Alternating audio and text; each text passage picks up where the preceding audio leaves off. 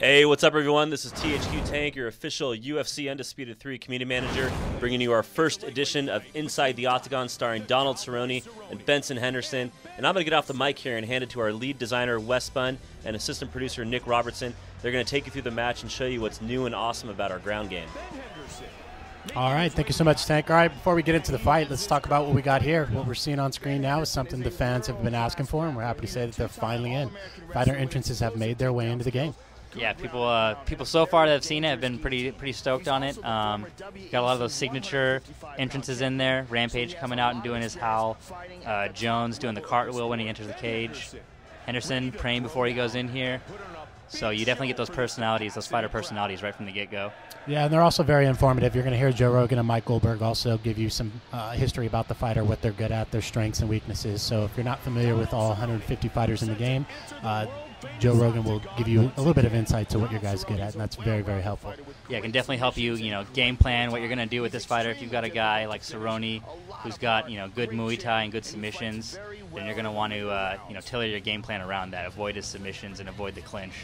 Yeah, so these two guys they fought in the past. They're former WEC fighters. They fought in the past, had some tremendous battles on the ground. I think that's why we wanted to showcase them here, because they just have excellent ground game in the game as well. Yeah, both of those fights were just back and forth, crazy action on the ground. So we figured these guys would be a good choice to show off our new ground stuff. So we've jumped into the game here now, and you're going to see I'm controlling Cerrone and Nick's controlling Benson. I take him to the ground there from the standing back clinch, and the ground transitions are pretty much the same as last year. Using all your transitions are done on the right stick. We do have a new control scheme this year. The alternate control scheme allows you to flick up or down on the right stick to perform your transitions, but we still have the classic controls, the pro controls, that allow you to stall your transitions by starting the input and then completing the transition maneuver. So right here, I'm kind of holding off, waiting to see what he's going to do. Wes is pretty tricky on the ground. Notice he didn't transition, so I tried to grab his head. He struck out of the clinch there. Yeah, that's a new feature we wanted to add this year. So you have the ability to perform a transition to enter a head clinch position, or you can just transition block to prevent me from posturing up. It's a little bit easier to perform. And then here I'm using some ground sway, so avoid the ground and pound. You can actually move your head, stay out of the way of those punches. We'll get back to your feet. Gives you a few different options for how to defend yourself on the ground. And we're seeing here now, this is a new position that we've added into the game. We have the seated cage position, so we have open guard variant of that, half guard variant of it, and it allows you to perform submissions off the cage, wall walk on the defensive end as you try to push me into the cage here. Why don't we talk a little bit about that? Now you can push their head up into the cage, and you can actually get more damage. You have options with the using the cage. What you're seeing here now on screen is the actual submission system. It's a brand new submission system that we've added this year. Basically, the attacker's on the outside of the HUD. You're trying to overlap the defender who's moving around the octagon. The longer that you stay on top of the defender, you'll see the camera start to push in, and that indicates that you're closer to finishing the submission. When the camera pulls out, you're closer to escaping the submission. So getting a lot more feedback this year in terms of what's going on with the submission and how close you are to finishing or escaping. And there's also that bar right there in the middle that shows which player is winning. Or show the red or blue filling up, so you know when the submission is going to finish exactly. Right, the shine is gone, people. The shine is gone. Oh, he's out of it. Nicely done. Final 30 seconds. Non-title fight scheduled for 3 5-minute rounds. Uh-oh, these are big strikes. Oh, he's got him dazed. Ooh, just got rocked there, son. Yeah, I was waiting for a transition, and I just left my chin open there. It was not good. And saved by the bell.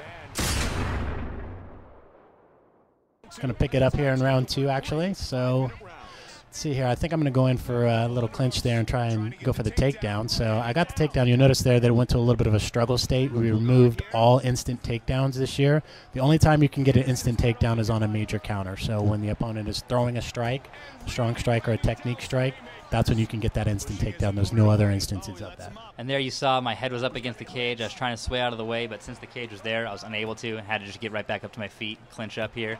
Yeah, bows. It definitely makes the cage more impactful this year. You can, if you want to scoot the guy up against the cage, it does more damage and it restricts their movement. Here's one of the new submissions we've added in, the Bendo signature standing guillotine. You know, he's thrown this up in a lot of fights, so something we definitely had to include in there. Oh, he threw an elbow from the bottom, too, as well. Got a lot of technique strikes from the bottom that can actually cut your fighter this year. So you have like Kenny Florian who can throw those elbows from the bottom and cut you, and that does have an impact on gameplay. Actually slows the energy and stamina consumption rate, or recovery rate, excuse me. I'm blocking my transition there. I'm stalling on you a little bit. Yeah, and of course I'm eating some elbows because of it. So, again, with the submission system, you're definitely going to be able to see why you're winning and losing. When you're caught, call that stage caught when you're overlapping, there's a little bit of a sticky effect so that you can't just immediately escape right out of it. So you'll definitely feel it once you get your hands on it. Here now he's throwing in the Go-Go Plaza. This is definitely a move I do not want to get caught in. It's one of my favorites, and to get submitted with it would be quite demoralizing.